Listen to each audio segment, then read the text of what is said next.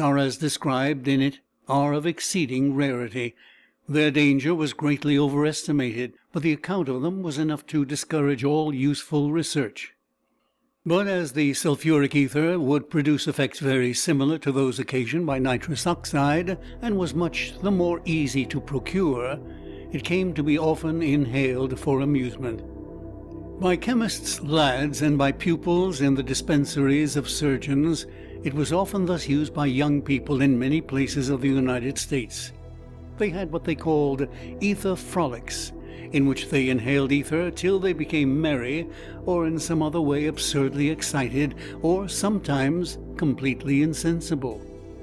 Among those who had joined in these ether frolics was Dr. Wilhite of Anderson, South Carolina.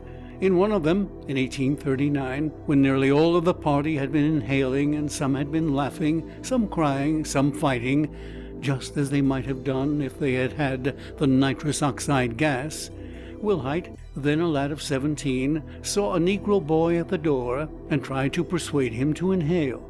He refused and resisted all attempts to make him do it, till they seized him, held him down, and kept a handkerchief wet with ether close over his mouth. Presently his struggles ceased. He lay insensible, snoring, past all arousing.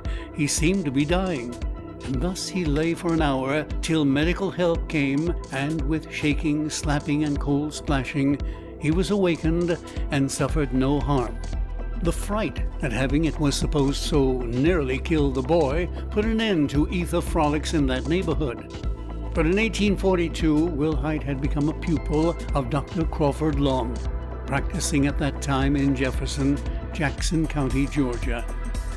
Here he and Dr. Long and 3 fellow pupils often amused themselves with the ether inhalation, and Dr. Long observed that when he became furiously excited, as he often did, he was unconscious of the blows which he by chance received as he rushed or tumbled about. He observed the same in his pupils, and thinking over this, and emboldened by what Mr. Wilhite told him of the Negro boy recovering after an hour's insensibility, he determined to try whether the ether inhalation would make anyone insensible of the pain of an operation. And so in March of 1842, nearly 3 years before Wells' observations with the nitrous oxide, he induced Mr. Venable, who had been very fond of inhaling ether, to inhale it till he was quite insensible. And then he dissected a tumor from his neck. No pain was felt, and no harm followed. 3 months later, he similarly removed another tumor from him, and again in 1842 and 1845. He operated on 3 other patients, and none felt pain. His operations were known and talked of in his neighborhood, but the neighborhood was only that of an obscure little town, and he did not publish any of his observations. The record of his first operation was only entered in his ledger. James Venable, 1842, ether and excising tumor, $2. He waited to test the ether more thoroughly in some greater operation than those in which he had yet tried it, and then he would have published his account of it. While he was waiting, others began to stir more actively in busier places where his work was quite unknown, not even heard of.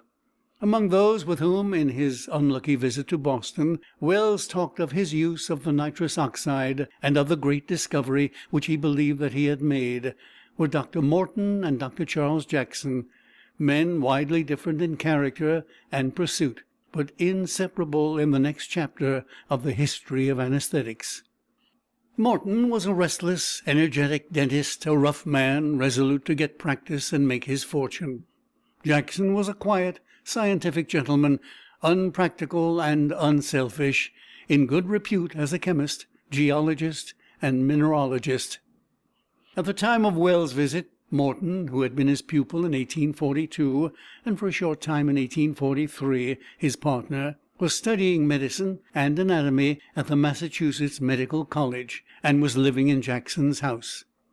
Neither Morton nor Jackson put very much, if any, faith in Wells' story, and Morton witnessed his failure in the medical theater. Still, Morton had it in his head that tooth drawing might somehow be made painless.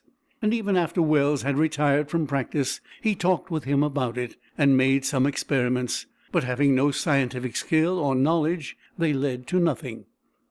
Still he would not rest, and he was guided to success by Jackson, whom Wells advised him to ask to make some nitrous oxide gas for him. Jackson had long known, as many others had, of sulphuric ether being inhaled for amusement, and of its producing effects like those of nitrous oxide. He knew also of its employment as a remedy for the irritation caused by inhaling chlorine. He had himself used it for this purpose, and once in 1842, while using it, he became completely insensible. He had thus been led to think that the pure ether might be used for the prevention of pain in surgical operations. He spoke of it with some scientific friends, and sometimes advised a trial of it, but he did not urge it or take any active steps to promote even the trial. One evening Morton, who was now in practice as a dentist, called on him, full of some scheme which he did not divulge, and urgent for success in painless tooth drawing. Jackson advised him to use the ether, and taught him how to use it. On that same evening, the 30th of September in 1846, Morton inhaled the ether, put himself to sleep, and when he awoke found that he had been asleep for 8 minutes. Instantly, as he tells, he looked for an opportunity of giving it to a patient, and one of them just then coming in, a stout, healthy man, he induced him to inhale, made him quite insensible, and drew his tooth without his having the least consciousness of what was done. But the great step had yet to be made, the step which Wells would have tried to make if his test experiment had not failed. Clearly, operations as swift as that of tooth drawing might be rendered painless. But could it be right to incur the risk of insensibility long enough and deep enough for a large surgical operation? It was generally believed that in such insensibility there was serious danger to life.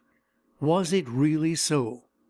Jackson advised Morton to ask Dr. J.C. Warren to let him try, and Warren dared to let him. It is hard now to think how bold the enterprise must have seemed to those who were capable of thinking accurately on the facts then known. The first trial was made on the 16th of October, 1846. Morton gave the ether to a patient in the Massachusetts General Hospital, and Dr. Warren removed a tumor from his neck. The result was not complete success. The patient hardly felt the pain of cutting, but he was aware that the operation was being performed.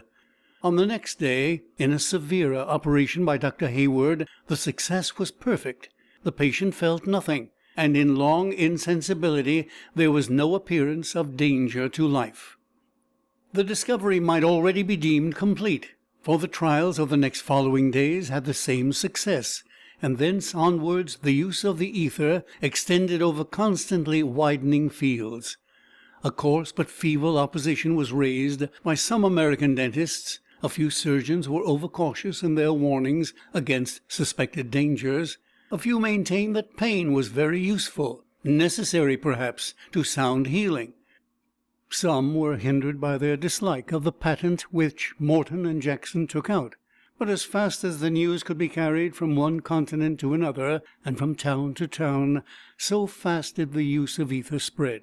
It might almost be said that in every place, at least in Europe, where the discovery was promoted much more quickly than in America, the month might be named before which all operative surgery was agonizing, and after which it was painless. But there were other great pains yet to be prevented, the pains of childbirth. For escape from these, the honor and deep gratitude are due to Sir James Simpson.